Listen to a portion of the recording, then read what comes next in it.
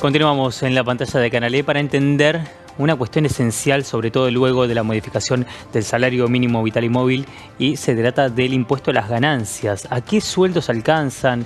¿Cuánto se pagará? ¿Y desde qué salarios? Justamente como estábamos diciendo, vamos a entenderlo de la mano de Guillermo Poch, que es tributarista. ¿Cómo estás? ¿Cómo andás, Martín? ¿Todo bien? Bien, Guillermo, gracias por sumarte para esclarecer un poco el panorama. Sube el salario mínimo vital y móvil, llega de 156 a 180 y en marzo pasará a 202.000 pesos. ¿Cómo impacta esto directamente en la escala del impuesto a las ganancias? ¿Qué sueldos pasarán a pagar ese tributo? Bueno, Martín, en relación a tu pregunta, desde un punto de vista teórico, después de la práctica vemos qué pasa aparte. Okay. Hay que entender que a partir de los 15 salarios mínimos vitales y móviles, la gente pasa de alguna manera a tributar el impuesto a las ganancias y en un apartado distinto, o sea, con una alícuota distinta a lo que usualmente estaba para las personas físicas, que de alguna manera se intenta dar un tratamiento preferencial a los empleados en relación de dependencia. Entonces, al monto de lo que son los 15 sueldos mínimos, salarios mínimos vitales y móviles por arriba de ese monto, y conforme vaya aumentando, la persona va teniendo el beneficio de tributar de manera menos agravada que ir por la alícuota general. Quienes están por debajo de los 15 salarios dejan de tributar el impuesto a las ganancias. Muy bien. Eso es la teoría.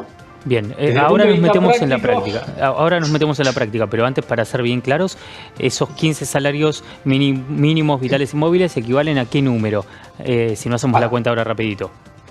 Rápido, a 3 millones de pesos, 200.000 por 15, 3 millones de pesos, desde la marzo. Gente dejaría de tributar. Está desde bien. Marzo. Bien.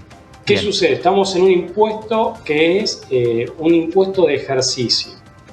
Después, la norma no fue reglamentada, eso trae otro inconveniente. El fisco dio, por así decirlo, una aclarativa cómo había que ingresar o cómo debían efectuarse las retenciones, pero la resolución no está. Razón por la cual estamos en una nebulosa desde un punto de vista tributario. Entonces, desde ahí por eso te decía que una cuestión es la teoría, claro, otra es la práctica.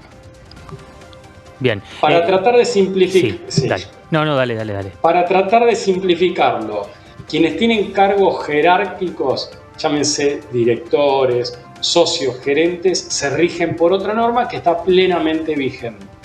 Entonces, una persona que tiene la característica de ser un director, un socio gerente, tendría que ir por las generales de la ley. Pero todavía no está tan habilitado como para que el empleador le retenga. Entonces, se van generando híbridos que el día que se termine de reglamentar esto, esperemos de que den un margen de maniobra para corregir aquellas situaciones que no fueron contempladas. Entonces, si una empresa no retiene porque no tiene reglamentación, desde un punto de vista teórico, está bien. Desde el punto de vista del empleado, de alguna manera podría llegar a tener un impacto, claramente después, si hubiese que retener por lo que no se retuvo, o sea, mensualmente. Bien. Y acá lo que está sucediendo, Martín, es que en definitiva también se sabe que en las provincias los fondos que están recibiendo no les alcanza. Entonces es de esperar que se modifique la ley del impuesto a las ganancias y se retrotraiga a lo que fue la reforma del proyecto Massa. Claro. Me ibas a preguntar algo. Sí, ahora nos vamos a meter en lo que tiene que ver con las provincias porque da para largo y para analizar algunas cuestiones, pero para cerrar lo que tiene que ver con los trabajadores a nivel general y para que entiendan también cómo se verán afectados o alcanzados por este impuesto, esos 3 millones o 15 salarios mínimos vitales y móviles pagan qué porcentaje y al mismo tiempo, ¿qué pasa con médicos y docentes? Bueno, ahí tenés, en definitiva, lo que se estaba tratando de darle era un beneficio, ¿sí? Pero desde mi perspectiva, Martín, lo que se va a ser un borrón y cuenta nueva. Entonces, a la audiencia lo que le diría es, va a generarse un mayor, te digo, mi panorama que es de pensar, es que es muy probable de que se termine negociando que se aumente el impuesto a las ganancias para los asalariados para de alguna manera dar un flujo de ingresos a las provincias, es una interpretación mía, no hay nada en firme. Y por otro lado, de alguna manera, lo que sucedería es que si se retuvo y se retuvo en exceso, eso se pudiese utilizar a cuenta a futuro, Martín. Eso es mi panorama, pero de ahí que no tener normas y reglamentación es difícil, queda en lo subjetivo de cada persona, en definitiva. Había un proyecto de reforma del impuesto a las ganancias, de los ingresos personales, pero esa norma se bajó, entonces estamos en una incertidumbre qué va a pasar. Yo creo que estamos en un momento de disputa política y que claramente va a tener un impacto en el impuesto a las ganancias. Se le iba a dar un beneficio a los médicos y docentes, pero vamos a ver qué pasa. Bien, bien. En ese impacto que hablábamos o que trajiste en la respuesta anterior respecto de las provincias, se pedía justamente, ¿no?, una coparticipación en algunos impuestos a partir de la quita de la cuarta categoría del impuesto a las ganancias.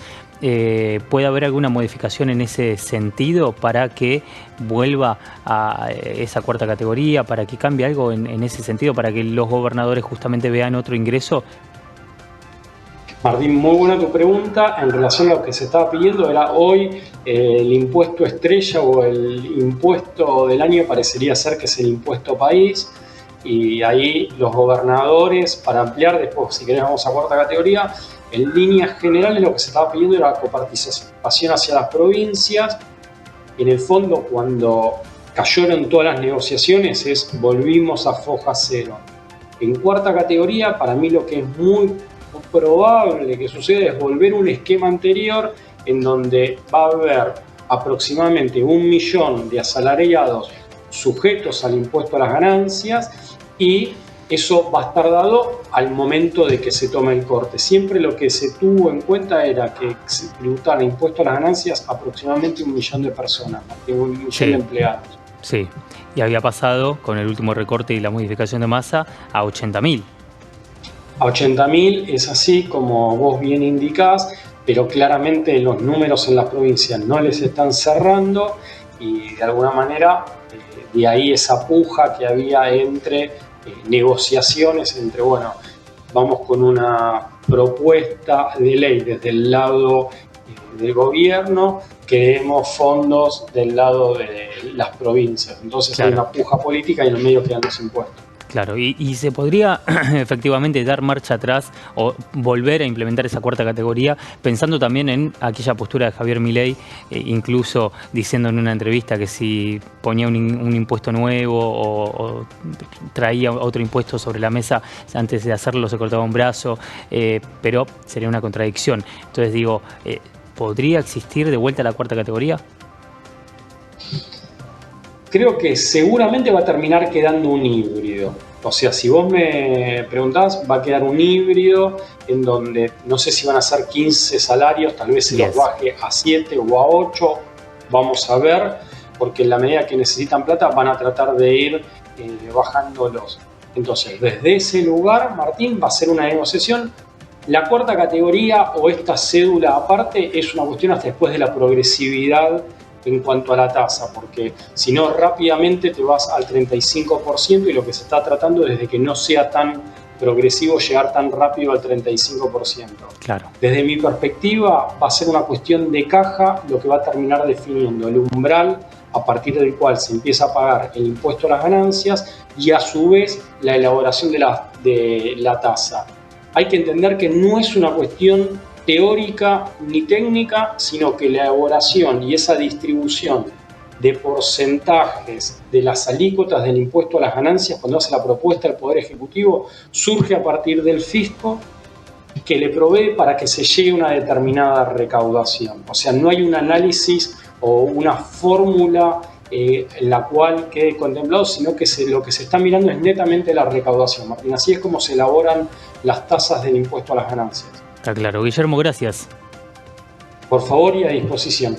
Hasta la próxima, gracias. Vamos a continuar en Canal E con más.